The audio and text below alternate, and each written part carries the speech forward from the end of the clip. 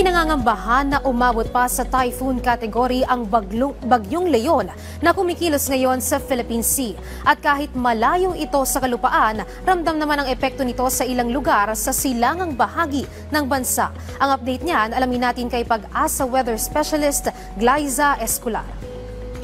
Magandang hapon at ito ang latest sa ating severe tropical storm Leon. Huli po itong namataan 735 km silangan ng Kasiguran Aurora o nasa 780 km silangan ng Etiaga Isabela. Taglay ang lakas na hangin na 95 km per hour malapit sa gitna at bugsong umaabot hanggang 115 km per hour. Inaasahang kikilos pakanluran sa bilis na 20 km per hour. At dahil po dyan, nakataas ang wind signal number 1 dito po sa may Batanes, Cagayan, kasama ang Babuyan Islands, Isabela, Ilocos Norte, Abra, Apayao, Kalinga, eastern portion ng Mountain Province, kasama na po ang Natonin at Paraceles, eastern portion ng Ifugao, kasama ang Aguinaldo, Alfonso Lista, eastern portion ng Quirino, specifically po yung Madela, northern portion ng Aurora, kasama po ang Dilasag, Kasiguran at Dinalongan, at dito po sa northern portion naman po ng Catanduanes, specifically dito po sa Pandan, Bagamanok, Panganiban, Viga at Gigmoto.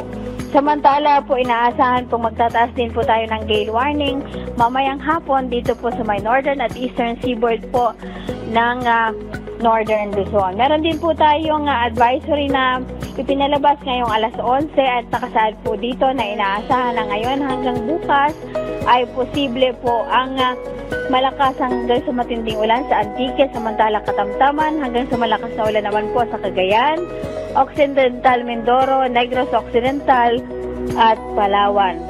Inaasahan din po na magiging maulap ang kalangitan dito po sa Cagayan, Isabela, Aurora, Quezon, Bicol Region, natitirang bahagi po ng Visayas, dito po sa may Zamboanga del Norte, Surigao del Norte, at Dinagat Islands. Ang Metro ng Manila naman po at nalalaming bahagi ng ating bansa ay magiging maaliwalas ang panahon, maliban na lamang po sa mga localized na mga pag-ulan. Paalala po sa ating mga kababayan, ang bagyong Leon po habang lumalapit po dito po sa may Northern Luzon, inaasahan po natin na ito ay magiging typhoon category at posible pong maitaas ang wind signal number 3 or number 4 dito po sa mga probinsya ng Dulong, Hilagang, Luzon. Sa ngayon po, hindi po natin inaalis ang posibilidad, although ang nakalagay po sa ating bulletin ay maaring makalapit po sa Batanes. Ang posibilidad po ng landfall ay hindi pa rin po natin nire-rule out hanggang ngayon po. Wala po tayong nire-rule out na landfall scenario.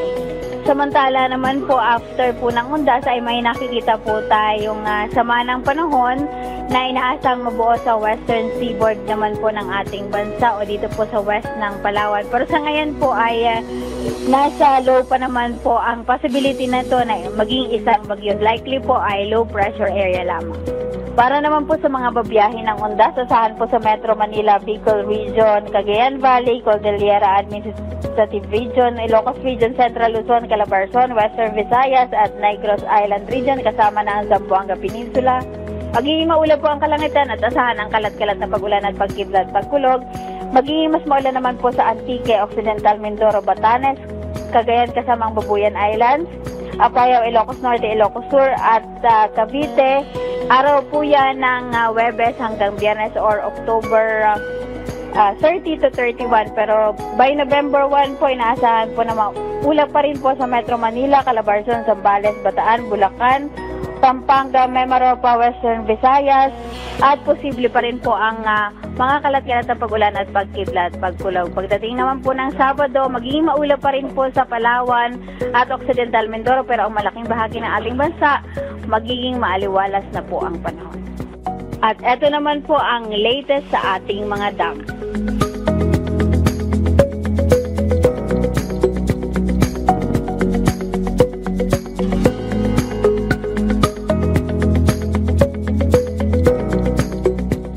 Mula po dito sa Weather Forecasting Center ng Pag-asa, ito si Glyza Escolar, nag-uulat.